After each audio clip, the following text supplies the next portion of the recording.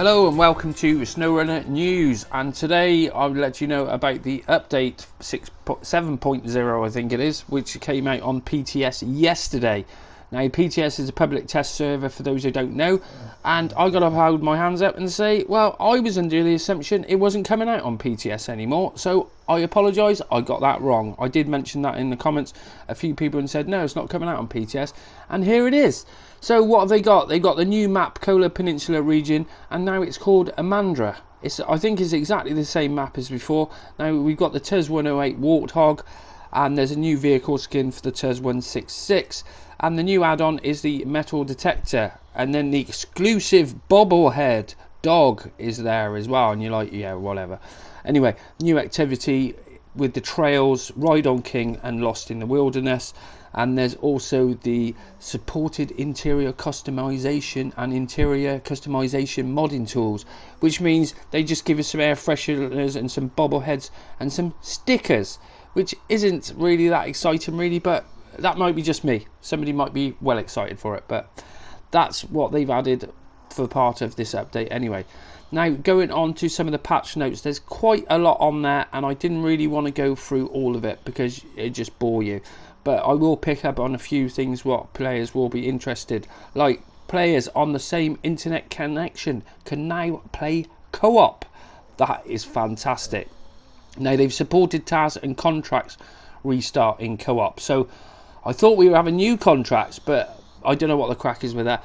And they've also added new contracts in for Michigan region, so I'm taking that is just single player only.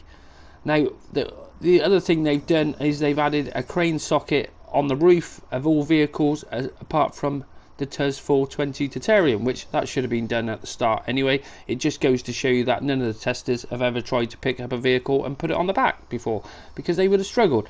And then the RU heavy crane, which caused major problems in co-op, that is supposedly been fixed as well.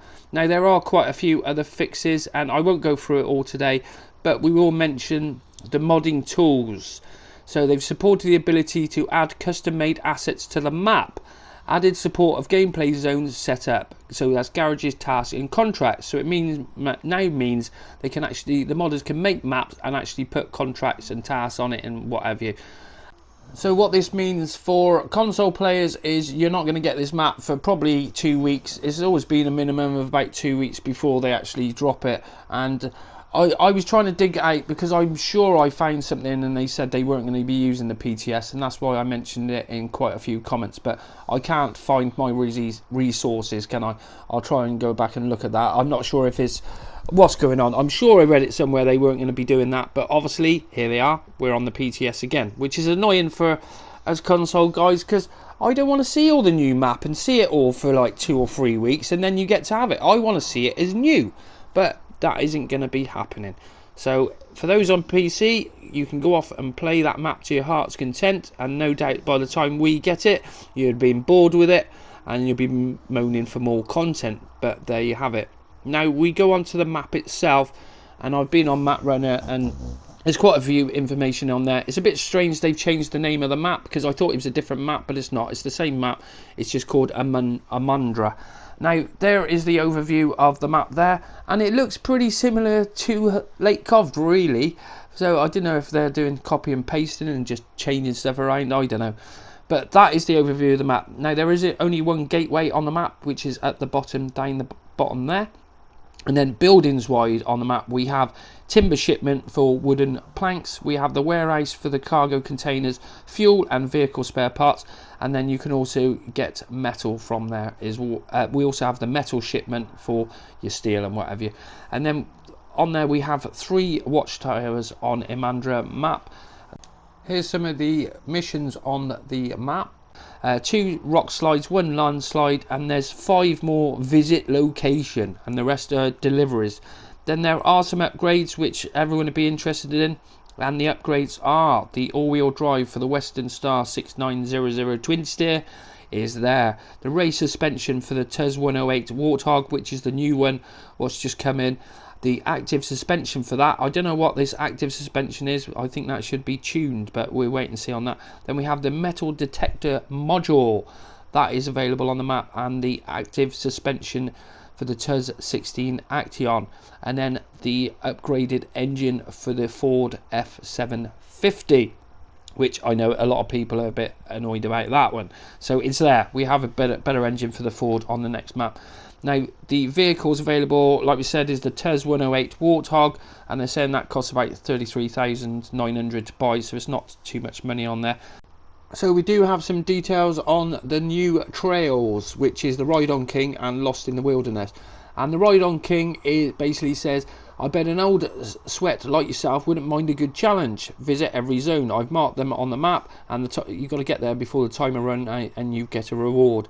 And basically it's got cross the swamp, reach the antenna, cross the forest, reach the bridge, and reach the house. So it's a sort of time trial. Now we go on to the Lost in the Wilderness, which this one is a little bit different, where you've got some local adventurers went off to explore their surroundings and reported they were running out of fuel. Your mission is to find them and bring them back. We do not have a map. You're on your own. Good luck. And it says deliver to the meeting point, the PTS-166, and then deliver to the meeting point and deliver to the meeting point. And there's a picture of the map for the trails, which that looks pretty cool. That could be something you get stuck into, as long as it doesn't get monotonous, because that's the only thing about it. It could get a bit boring. And there's obviously a reward for finishing. So now the Imandra map is on the PTS. We will probably get that within 2 to 3 weeks, depending on bugs. So we're talking at least a couple of weeks into August, probably 2 weeks Friday, really, at the earliest. It might be less, but I doubt it. It's normally about two weeks it's on the PTS, and to be honest, I was a bit gutted it went on there, because I'm sure I read something that it wasn't going to keep going on the PTS, because we know how annoyed we get seeing all these new content which we've paid for, and we're not going to get to play on it for weeks on end. And that's why I don't want to show any of the video of it, really, because I'm not interested. I want to see it new. I don't want to see it when everyone else has played it. And there's going to be loads of videos coming over the next couple of weeks. Now, there's quite a few guys out there at the moment, so go and have a look at those videos, because I haven't got any content for it, because I'm on PS4 anyway, so I can't show it to you. But there's plenty out there. TC, no doubt, will be doing a video on it probably today or tomorrow. So there you go.